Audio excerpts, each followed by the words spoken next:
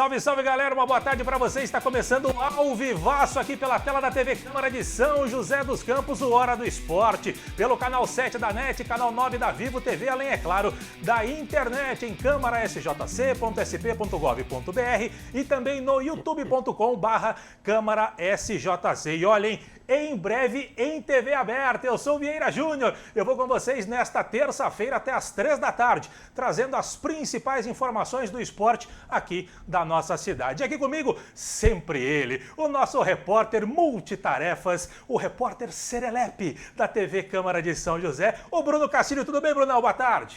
Boa tarde, Vieira. Boa tarde a você aí de casa. E você já sabe, né, Vieira? É um prazer inenarrável estar com você em mais uma Hora do Esporte. Como sempre, gastando o português, o nosso Brunão. E o nosso programa de hoje começa falando sobre o futebol de base, sobre o São José Esporte Clube Sub-20, que amanhã tem jogo decisivo pelo Campeonato Paulista contra o Flamenguinho de Guarulhos, aqui no estádio Martins Pereira, por uma vaga na segunda fase da competição. E para falar sobre o time que ele dirige, recebemos o técnico do São José Sub-20, o ex-goleiro multicampeão pelo Fluminense por onde passou, o Ricardo Berna está com a gente. Tudo bem, Berna? Boa tarde. Prazer te receber aqui no Hora do Esporte. Obrigado pelo convite. Prazer poder estar com vocês aqui para bater esse papo. Maravilha. Berna, a gente vai falar muito do São José e de carreira. Vamos começar do São José, que é a sua função agora. E esse São José, Berna, jogo importantíssimo amanhã contra o Flamenguinho de Guarulhos. É um jogo que, se vencer, está classificado, se empatar, está classificado e até se perder, uma combinação de resultados pode colocar vocês na próxima fase. O que você preparou desde quando terminou o último jogo até agora para a decisão que é amanhã? Bom, primeiramente sabemos que vamos enfrentar uma equipe qualificada, tem um poder ofensivo muito bom e sofreu muitos poucos gols no campeonato. Então a gente trabalhou bastante o poder ofensivo, né, preparando para essa partida, mas sabemos que vai ser um jogo difícil, mesmo sendo em casa. E que se nós conseguirmos o resultado vai ser um mérito de confiança muito grande para a sequência na competição. Agora tem que ficar esperto com esse Flamengo de Guarulhos, porque na primeira fase, lá em Guarulhos, deu Flamengo 4-0 para os homens, né? Exatamente, nós fomos com dois desfalques importantes ali no meio campo, né? Mas os meus atletas estão cientes que eu não tenho só um time de 11 atletas, eu tenho um grupo, né? Um time formado por um grupo. Então, se você almeja algo importante dentro de uma competição, como é o Campeonato Paulista, várias fases, né? Depois vem a fase eliminatória ainda, é importantíssimo você poder contar com peças de reposição que vão entrar e manter o mesmo nível daqueles que vêm competindo e performando. E eu exijo muito isso deles. A pressão é muito grande que eu faço nos treinamentos, porque nós sabemos que é uma categoria de formação de base, mas eles têm que estar sendo preparados para a competição. Então, eu busco tirar o melhor de cada um, né, e a pressão ela é fundamental para esse aspecto. Brunão, você que foi casualmente hoje uma testemunha ocular do treino do Ricardo Berna, você pegou um trechinho ali, você foi fazer uma outra matéria e acabou flagrando aí um trechinho do treino do Ricardo Berna hoje pela manhã lá no Vista Verde. Ricardo Berna está com a gente. Foi fazer uma matéria para um outro programa, né, da casa e a gente acompanhou um pouco do treino de finalização ali de cabeça, né, que o Berna estava fazendo. A pergunta é que, voltando ao jogo, né, do primeiro turno, o que dá para tirar de lição, né, do primeiro jogo para esse agora, né, que é decisivo, enfim. Mas o que dá para tirar de lição dessa goleada sofrida para amanhã, dos erros que não podem acontecer? Não só desse jogo, desse último jogo contra o Flamengo para cá, mas desde que eu assumi, né, o São José na categoria Sub-20, primeiro eu fiz um trabalho de desconstrução em relação àquilo que aqueles garotos estavam acostumados a vivenciar, porque eu performei em alto nível como atleta, conquistei performando em alto nível e isso faz toda a diferença, você ter resultados para você falar com propriedade a respeito do preço a ser pago para chegar nesse devido resultado. E então, assim, primeiro foi um processo de desconstrução e agora a gente vem progressivamente conseguindo com resultados também, não só essa prática de aprendizados, mas o jogo contra o Flamengo lá foi um jogo que nós fomos na casa do adversário e o que eu pedi para a minha equipe, hoje nós temos essa situação, que foi encarar cada rodada como uma decisão. E nós fomos para jogar de igual para igual com o Flamengo. E nós encontramos lá o poder de reação deles, eles começaram respeitando muito a nossa equipe. E quando eles viram que nós não tivemos, né, a atitude necessária para agredir ofensivamente, aí que eles se criaram lá dentro da partida. Então tenho certeza que amanhã vai ser uma partida completamente diferente. Estando dentro de casa, né, para quem for nos prestigiar lá perante o nosso torcedor, tenho certeza que a confiança vai ser outra. E espero que seja um grande jogo, mas que a gente consiga o resultado. Matheus, coloca aqui na tela pra gente a campanha do São José nessa primeira fase, o São José Sub-20, dentro da competição. Vamos lá, Matheus, no pique. Aqui, ó, os jogos do São José nesse Campeonato Paulista Sub-20, goleada, estreando com goleada em cima do Joseense, depois perdendo... Isso aqui é a segunda parte da tabela já, não é isso? Não, é a primeira mesmo. São José e Palmeiras, Taubaté sendo derrotado em casa pelo São José, 1-0 para o São José em cima do Mogi, depois o São José batendo o Guarulhos por 1-0. Muda a tabela aí, meu caro Matheus, para a gente ver. Não era essa, mas beleza. Segue na classificação. Tá aqui, ó. A gente está vendo o Palmeiras com 25 pontos, o Flamengo em segundo, que é o confronto amanhã, São José e Flamengo, depois o Taubaté, o União Mogi e o Joseense. O Palmeiras realmente é um time diferenciado, é um time que está acima dos outros em relação ao campeonato e ao grupo, Bernardo? Eu vou fazer uma análise geral do futebol nessa categoria. Tá? Pelo que eu tenho visto, claro, um time que está bem à frente dos demais dentro do grupo de classificação. Mas, no geral, ele passa a ser o time a ser batido pelo conjunto que eles têm. Porque acredito que a estrutura favorece muito, o staff que eles têm por trás ali, uma estrutura muito bem montada para a formação de atletas. Principalmente já tem tempo a questão da categoria de base do Palmeiras. A constância, é muito importante essa constância. O Hendrick jogou contra vocês ou não? No primeiro jogo, nós jogamos os dois, eu acho que no primeiro jogo ele jogou, no segundo já não. E é que nós jogamos no ano passado também, eu estou um pouco misturando as lembranças aqui. Mas enfim, acredito que essa constância e o trabalho de excelência que é realizado pelos profissionais competentes que tem ali na base, isso tem feito toda a diferença, porque você vê que eles trocam as peças dentro da partida e a equipe continua funcionando ali com um mecanismo, as engrenagens se encaixam. E então é muito importante ter essa percepção. Dá-se uma impressão, se você analisar individualmente cada jogador, que existem jogadores ali que talvez nem mereciam estar jogando no Palmeiras, mas mostra também a importância de saber jogar coletivamente. É um esporte coletivo, não é individual. Então isso faz todo. Você pode ter um jogador às vezes diferenciado, né, que desequilibra uma partida, mas que não consegue jogar coletivamente. Isso é prejudicial. Então o Palmeiras hoje é o time a ser batido no grupo e um dos do campeonato também, é o líder absoluto ali na geral de pontos, se eu não me engano. Posso estar enganado, mas acredito que seja. Então a gente mostra também o que nós temos evoluído com o trabalho por conta da pontuação e da classificação. Se não me engano, estamos ali entre os 20 primeiros de 72, né? Isso faz toda a diferença também. Ô Berna, quando você falou sobre mudar a filosofia da garotada que estava aqui com a sua chegada, qual o principal ponto que você identifica quando você chegou e que hoje a moçada lá assimilou com a sua chegada? Cobrança. Acredito que o nível de cobrança, eu tenho buscado elevar gradativamente, né, esse nível de cobrança. Quando eu vejo que eles estão entrando numa zona de conforto, eu amplifico ainda mais essa pressão para não ser porque eu também não quero perder atletas. E você vê ali histórico de atletas com uma situação familiar, um histórico de vida bem desafiador. Então eu estou tendo que aprender a lidar também com fatores extra-campo, né, como treinador. E me especializei em gestão, me especializei em treinamento e capacitação de pessoas, para depois ir buscar essa vertente como treinador, né, usando a bagagem como ex-atleta também. Então, muito do que eu aprendi na gestão, muito do que eu aprendi no desenvolvimento humano, eu tenho utilizado também nesse aspecto, porque eu falo muito para os meus atletas, não é a vida que está inserida no futebol. Porque para quem pratica todo dia e buscando alta performance, essa é a impressão que dá. É o contrário. Então, buscar essa competência emocional para tomada de decisão, né, tanto dentro quanto fora de campo, que faz toda a diferença. Não tem concentração. Então, estou em casa, tenho jogo amanhã. E aí, o que eu vou decidir fazer hoje se eu vim diminuindo carga de treinamento para chegar cheio de energia para o jogo? Então, imagina essa molecada que está naquela fase que os hormônios estão à flor da pele, cheio de energia em casa, na véspera de um jogo importante, tão ansioso, às vezes não sabe lidar com aquela ansiedade. É muito hormônio, muito sentimento envolvido.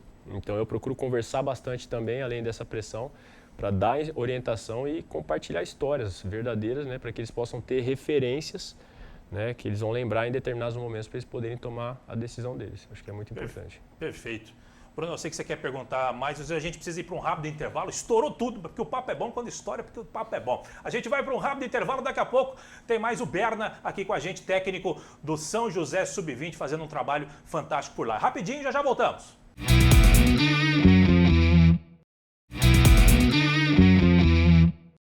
Muito bem, estamos de volta com o Hora do Esporte aqui na tela da TV Câmara de São José dos Campos e a gente continua conversando com o ex-goleiro e hoje treinador do São José Esporte Clube Sub-20, o Ricardo Berna. O Brunão tinha uma pergunta antes do intervalo. Vai lá, Brunão. Aliás, Berna, rapidinho, vou cortar o protocolo. O Bruno é goleiro, diz que é. Goleiro? O dedo não deixa mentir. São tortos ou retos? Não, então, esse aqui tá... Quando o goleiro é bom, você vê que os dedos são retos, tá vendo? Aqui, ó, eu também sou goleiro. São 10, tá um tá... Aí, ó, bata tudo, pega tudo ao contrário a bola. Mas aí que tá, eu posso falar do Manga, o Manga é o maior deles, tem todos os dedos, mas era outra época também, né? Mas, Berna, você foi o técnico da Copinha, né? Enfim, a Copinha, o São José pegou um grupo muito difícil, né? Com o Corinthians, que é um time grande que tem uma massa, torcida, pressão. O Resende, que era um time muito bem montado, né? Que desclassificou o Corinthians também no mata-mata. O que você, treinador da Copinha em janeiro, conseguiu evoluir já para colocar também, imprimir um pouco do seu trabalho também nesse time, né? O que teve de evolução também do técnico Berna de lá para cá? Muita coisa, principalmente preocupar também, colocar um percentual a mais ali de preocupação em relação à formação tática, principalmente defensiva. É um processo, né? Quando você pega um grupo de atletas para entender como é que eles estão naquele momento e ver o que é prioridade. Então eu busco sempre definir prioridades. A Copinha a gente teve um tempo razoável até para trabalhar, porém os jogadores foram chegando durante esse período. Quando concluímos o grupo, nós não tínhamos muito tempo para trabalhar essa parte tática. Isso influenciou bastante nos resultados dentro da partida. Claro que o tempo é fundamental, mas você também busca ali com incisão conseguir aquele comando assertivo para tirar o melhor de cada jogador. Mas acredito que eu gosto do futebol ofensivo. Eu jogo para frente, eu gosto do futebol bem jogado, jogadas trabalhadas, e é muito mais difícil você construir do que você destruir. Por isso eu foco mais na tática ofensiva e na construção da transição ofensiva. Porém, eu tenho buscado mais, dar mais atenção nessa proteção, principalmente na recomposição, exigindo mais dos atletas nesse sentido, que também tem um desgaste físico, para que a gente possa também nos proteger e evitar sofrer gols. Ainda não aconteceu, mas eu já tenho trabalhado muito nisso e foi a principal mudança, acredito, na minha mentalidade. Ô Berna, você encerrou a carreira em 2018, se não estou enganado, lá no Taboão da Serra, naquele belo estádio José Férez, aquele já era gramado sintético lá que você jogou? Sintético. Jogou com viola lá ou não? Eu fui para ajudar um amigo, tinham 2 amigos jogando lá, Somália e André Luiz. Somália aquele, do São Caetano? Ele mesmo. E aí eu fui para ajudar no projeto e quando eu cheguei eu vi o gramado sintético e falei, meu Deus, no final da carreira em grão, treinar e jogar num gramado sintético, como é que vai ser isso? Mas deu tudo certo, foi bacana. Aquele estádio de Taboão da Serra é um espetáculo, o estádio está aqui embaixo, tem a rua ali em cima, você vê o cara fazendo churrasco, fritando bife e tal, e dá para ver o jogo dali, é um espetáculo. Aliás, a última vez que eu toquei na bola como goleiro, eu peguei um pênalti, cara, que bacana. Olha, que espetáculo. Fez eu lembrar agora. Em que momento da carreira, foi em 2018, já foi antes, que você pensou, vou ser treinador de futebol? Olha, eu sempre pensei que eu não ia ser. Eu dizia, inclusive, que eu não ia ser. Quando eu saísse do futebol como atleta, eu dizia que eu não ia mais trabalhar com futebol. O desgaste é muito grande, é um estresse mental muito grande, exige muito e eu sempre me cobrei muito. E eu falei, nossa, se eu me cobro como atleta, imagina como treinador, que você não tem que cuidar só de você, você tem que cuidar de 40, às vezes fazer gestão de departamentos. Mas depois que eu foquei na família, diretivo, o dedinho apontado é bem diretivo, né? Enfim, são perfis, mas eu tenho esse perfil de comando, né? Mas realmente eu não queria. Agora, o tempo que eu fiquei afastado do futebol foi o suficiente para sentir saudade e quando eu comecei a trabalhar com crianças, aí voltou a resgatar aquele sentimento que vem de dentro mesmo, que motiva. Então, o que eu faço hoje, não importa onde eu esteja, eu vou conseguir fazer com excelência justamente por conta dessa paixão. Eu aprendi como atleta a amar treinar e foi o que me fez o goleiro que eu fui. E hoje já pego essa mesma fórmula como treinador. Adoro ensinar, porque é onde eu aprendo mais. Então, eu acredito que a maior aprendizado é quando você ensina, né? Você busca ensinar algo. Então, eu busco conhecimento e procuro ensinar o máximo possível para aprender cada vez mais. Então, isso é a minha motriz para dar sequência e continuar evoluindo. Mas hoje você se vê, ou você vai continuar só na base, ou se você se vê técnico também mais para frente de outros times? Eu quero ser técnico de seleções, quero ser um técnico que tem projeção internacional. Então, eu estou me preparando para isso. Tem uma foto aqui emblemática não, um cara que você trabalhou com ele, eu queria saber se você pega ele como inspiração, que é o Carlos Alberto Parreira, tem você aqui cabeludo, tomando uma aguinha. Parreira é uma inspiração para você como treinador hoje? Com certeza, principalmente a postura, né, na comunicação. Com certeza ele sabia de muita coisa, não concordava com a maioria delas, mas sabia comunicar a tranquilidade mesmo em ambientes hostis assim. Não é muito a minha praia ainda, mas eu tenho me espelhado bastante na comunicação dele para que eu sou muito autêntico, cara. Eu falo o que eu penso ainda. Eu sei. Era difícil trabalhar com o Parreira? Porque assim, a gente tem uma imagem do Parreira, um cara bem pacato, bem muito tranquilo. Muito fácil. Mas você não concordava com muita coisa que não, ele não concordava? Ele. Tenho certeza que ele... Sim, ele via muita coisa com a qual ele não concordava, mas Entendi. ele sabia comunicar tranquilidade, passividade, para manter o ambiente equilibrado. O meu perfil ainda é muito incisivo. Eu vou lá e racho logo para aí eu colocar ordem na casa, porque eu sei construir bem. Você quer chegar nesse com jeito certeza. pacato? Com certeza. Mas vai conseguir? Porque isso é uma coisa dele. Você também tem uma coisa interna sua diferente também, né? Sim, é o meu perfil. Eu acredito que isso vai fazer muita diferença em momentos que você precisa mudar o jogo rápido. Você não vai chegar por obséquio, dá para você chegar um pouco mais forte no outro jogador, para você conseguir roubar melhor a bola, porque ele está melhor que você. Então, se você não usar um pouquinho mais de... Você não vai chegar assim, você vai, né? Chega mais duro, já fala. Então, vai facilitar mais nessa hora, porque eu sinto muito o jogo. Isso eu faço, eu sinto muito o jogo. Agora, a parte de estrategista, eu sei que eu tenho ela na minha mente, porém, saber comunicar, passando confiança e dando autonomia para que o jogador execute, quer dizer, o jogador inteligente ele sabe perceber isso. E eu quero trabalhar com atletas de alto nível, então é importante eu saber comunicar dessa forma. Por ter sido goleiro, desculpa, Vieira. No pique a gente só tem um minuto. Goleiro, você dá os goleiros são seus xodós, assim, você dá uma... Pelo contrário. Desce a lenha. Eu não quero nem saber de goleiro, eles se virem lá com o treinador de goleiro. Tem outro treinador específico para a posição. Eu respeito muito todos os meus profissionais, todos os profissionais que trabalham comigo no staff.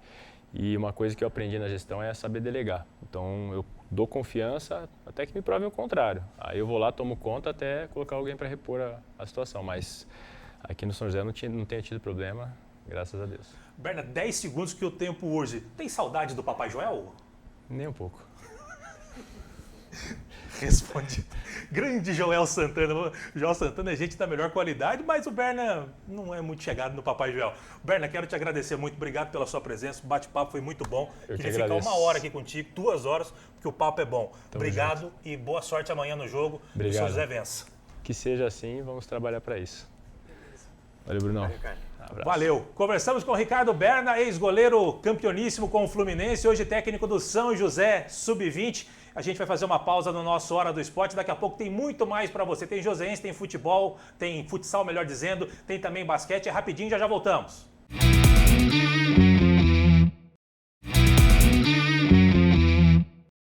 Muito bem, estamos de volta com a Hora do Esporte, agora para falar do Paulista da 2ª Divisão. No último sábado, o Tigre do Vale foi até Mogi das Cruzes enfrentar o União, em partida que valia para o joseense a manutenção da liderança do Grupo 5, já para o União, chances remotas de classificação. Vamos ver como foi a partida, coloca, Matheus! Jogando no estádio Nogueirão em Mogi das Cruzes, o joseense quase abriu o placar nesse lance. Adriano encheu o pé da linha de fundo, o goleiro Guilherme ia tomando um frangaço, mas conseguiu a recuperação. O União Mogi respondeu nesse lance. Bruno Falcão recebeu pela esquerda, caiu dentro da área, mas se levantou e fez o passe. Gabriel Pereira dominou e bateu para fora com desvio da zaga. Mais União no ataque, depois desse passe errado de cabeça de Oliveira, Michael dominou, carregou e da entrada da área encheu o pé, assustando o goleiro João Marcos do Joseense. O Tigre do Vale respondeu nessa cobrança de falta de Caio Vinícius no meio do gol, sem dificuldades para Guilherme. Nesse escanteio da direita, quase União abriu o placar, a bola passou por todo mundo e sobrou para Michael, que dominou e bateu rasteiro no canto direito de João Marcos. Já no segundo tempo, o Joseense quase fez o primeiro nesse lance. Bola levantada no segundo pau, Iago escorou de cabeça e de puxeta, sem deixar cair, Bruno Monteiro quase fez. Olha o detalhe. De novo União no ataque, Michael fez a jogada e tocou para Caio Vinícius dentro da área. Ele dominou, girou e mesmo caindo, bateu sem direção para a linha de fundo. Veja esse lance, a zaga do União afasta, Rodriguinho domina, vai até a linha de fundo e cruza. O goleiro Guilherme dá um tapa, a bola sobra no pé do zagueiro Danilo Alemão que fez isso aí, ó. Esse aí até mamãe faria. O Joseense ainda teve a chance de abrir o placar nesta cobrança de falta. O zagueirão Lucas Bezerra tocou para o próprio gol e a bola explodiu na trave. E ele mesmo afastou o perigo. E ficou nisso. Final em Mogi das Cruzes. União Mogi 0, Joseense também 0. Tá aí, Brunão, o jogo entre Joseense e União Mogi e Joseense, até porque o jogo foi lá em Mogi, no estádio Nogueirão, e ficou até que bom em termos de classificação. O Joseense se manteve ali entre os dois primeiros, já estava classificado, né? Era, como eu disse na abertura, era só a manutenção da primeira posição, porque ele começou como líder do grupo e terminou na vice-liderança. Bom resultado, né, Brunão? Até a gente comentava aqui, né, que o Joseense muito provavelmente empataria o jogo, né, teria esse empate. O União Mogi tinha uma chance remotíssima, mas tinha que vencer o Joseense, tinha que torcer para o Atlético de Mogi ganhar do Flamengo de Guarulhos, que era praticamente impossível e como não aconteceu, né? Foi uma goleada do Flamengo de Guarulhos. Então, assim, ficou bom, de bom tamanho para o Joseense, já estava classificado, só conseguiu manter aí a segunda colocação, foi ultrapassada pelo Mantiqueira, acho que caiu num grupo até bom também. A gente já vai ver os novos grupos já. Antes, vamos ver os resultados deste final de semana, os jogos aí do grupo 5, União Mogi 0, Joseense 0, Mantiqueira 7-1 para cima do Guarulhos e o Flamengo, Flamengo venceu o Atlético de Mogi, pior time do mundo, o nosso Atlético de Mogi, 6-1. E o Atlético de Mogi não era o pior time do campeonato até o momento, no geral, né? Mas o Ecos de Suzano na última rodada ganhou, então o Ecos de Suzano tinha menos 2 pontos, acabou indo para 1 ponto, na verdade empatou ali, enfim. De pontos, mas a cacetada de gols que o Atlético de Mogi sofreu provavelmente coloca ele em último. Coloca a classificação final do grupo 5, meu caro Matheus, o Mantiqueira líder com 20, Joseense segundo 19, Flamengo também com 19, mas pelos critérios de desempate, e esse aqui é o primeiro critério, uma vitória a mais para o Joseense, por isso o Joseense fica na vice-liderança, Flamengo mesmo em terceiro também classificado, União Mogi, Guarulhos e Atlético Mogi eliminados da próxima fase. O Matheus vai colocar agora os novos grupos, os 4 novos grupos, grupos 7, 8, 9 e 10. O que interessa pra gente é o grupo 9, o grupo onde tem Taquaritinga, Inter de Bebedouro, Joseense e Flamengo. O Mantiqueira, que ficou na liderança, caiu no grupo de cima, o grupo 7, Penapolense, São Carlense e Paulista. No frigir dos ovos, Brunão, foi um bom grupo cair no 9 ou o grupo 7, onde ele poderia estar, onde está o Mantiqueira nesse momento, ficou melhor pro Mantiqueira ou pro Joseense? Diz aí. Eu acho que para o grupo que o Joseense caiu está de bom tamanho. Primeiro que já conhece o Flamengo de Guarulhos, né, um adversário que já conhece, então já venceu uma, perdeu outra, então já sabe mais ou menos como joga, fica um pouco mais fácil, mas também do outro lado também já conhece também. O Taquaritinga é um time de camisa, né, do passado, um time tradicional, o Inter de Bebedouro também tem sua tradição. É um campeonato que a gente não sabe muito bem, ele vai afunilando e aí a gente pode tirar os favoritos, né? Mas passando aí a gente vai ver no andar da carruagem como que funciona. Boa sorte para o Joseense e na próxima quinta-feira, Augusto Ambrogi, técnico do Joseense, estará conosco para falar aí da próxima fase do Campeonato Paulista da segunda divisão, a popular Bezinha. Agora, Brunão, vamos mudar de assunto, porque ontem à noite, pela 13ª rodada da Liga Nacional de Futsal, calma TP, no ginásio Adib Moisés Dib, em São Bernardo do Campo, Taubaté e São José se enfrentaram pela primeira vez na competição nacional. E num duelo de opostos, quem venceu foi o São José. Vamos ver os gols aqui, Matheus vai colocar pra gente. O jogo foi 4-0 para o São José, o primeiro gol aos 10h39, marcado pelo Lyon. Você tá vendo aí, vai ter o replay bonito, comemora, chama a galera. Olha o replay, belo gol do Lyon para a equipe do São José. Aos 12h10, você vai ver agora, o Bob, sempre ele, foi ali, dividiu com o goleiro, o atleta, e depois sobrou para o Bob. Ele começou a jogada e depois ele mesmo tocou para o fundo das redes. 2-0 para o São José, jogo ainda no primeiro tempo. E ainda teve mais um. Aos 15h35, o Alisson vai fazer o terceiro. Ele vai dominar, fintou e bateu para o fundo das redes do Taubaté. 3-0 para o São José, placar no primeiro tempo. E no segundo tempo, o Mendonça, você vai ver já já, o Mendonça, recuperação do São José, o Mendonça foi carregando, fez a frente para lá, para cá, tudo mais, o jogador do São José, e o Mendonça de bico, aquele tradicional do futsal, foi lá, encheu o pé do goleiro do Taubaté. 4-0 para a equipe do São José. A gente vai ver no pique, Matheus, os jogos da rodada da Liga Nacional de Futsal. Vamos ver aí, ó. Sorocaba goleou o Marechal, o Moarama, o Blumenau perdendo em casa para o Praia Clube, Cascavel 3-0 no Tubarão, Joaçaba batendo o Campo Mourão, o Marreco perdendo em casa para o Santo André, Intel 2-1. Vira a tabela, meu caro Matheus, lembrando, 13ª rodada da Liga Nacional de Futsal, não tem a outra tabela. Que beleza, tinha que ter as duas. O Sorocaba segue líder, Joinville 31, Carlos Barbosa terceiro com 29 pontos, Cascavel, Corinthians, Açoeva, Atlético Erechim e Jaraguá pula a tabela. Meu caro Matheus, o São José pula agora para a 9ª posição, 21 pontos, o Taubaté lá embaixo, você vai ver, muda a tabela, meu caro Matheus, para a gente ver o Taubaté lá na vice-lanterna com apenas 7 pontos. Resultado importante, hein, Matheus? Matheus também, mas resultado importante, hein, Brunão? É importante, assim, já meio que favas contadas, né? Porque o time do São José é muito superior ao time do Taubaté. O time do Taubaté é a primeira vez que disputa a Liga Nacional e também não disputa em casa, né? Porque as coisas até são um pouco morosas para acontecer, então não tem um ginásio ainda, tem que jogar em São Bernardo, então por isso o Taubaté ainda está apanhando. Sorte para o Taubaté, sorte melhor ainda para o São José Futsal. Rapidinho, informação, a diretoria do São José Basquetebol anunciou a contratação do Sebastian Figueiredo, ele que era técnico do São José no último título brasileiro, ele foi anunciado, foi recontratado pela equipe do São José, tem 40 anos o Sebastian Figueiredo, sorte para ele, vai dirigir o São José. Aí você está vendo fotos dele aí, ó, Sebastian Figueiredo, argentino, gente da melhor qualidade, lembrando que o São José se prepara para o Campeonato Paulista e possivelmente o NBB. Carlos Lima e o Cris Amed continuam como auxiliares do nosso Sebastian Figueiredo. Brunão, 30 segundos, bela contratação do São José. Bela contratação, a continuação de um trabalho que já deu certo no CBB e agora, quem sabe, até no NBB. Muito bem, vamos chegando ao final do nosso Hora do Esporte de hoje. Brunão, grande abraço para você, até quinta-feira. Até quinta-feira, com Augusto Ambrogi, em mais uma Hora do Esporte, aqui abrilhantando o nosso programa. Muito bem, obrigado pela sua audiência, pela sua paciência. Você fica agora com o programa de Bem com você, com a bela Gisele Lopes. Eu volto na quinta-feira com o Brunão. Mayra, grande abraço para você e tchu-tchu-tchu para você. Grande abraço, até quinta, tchau, tchau.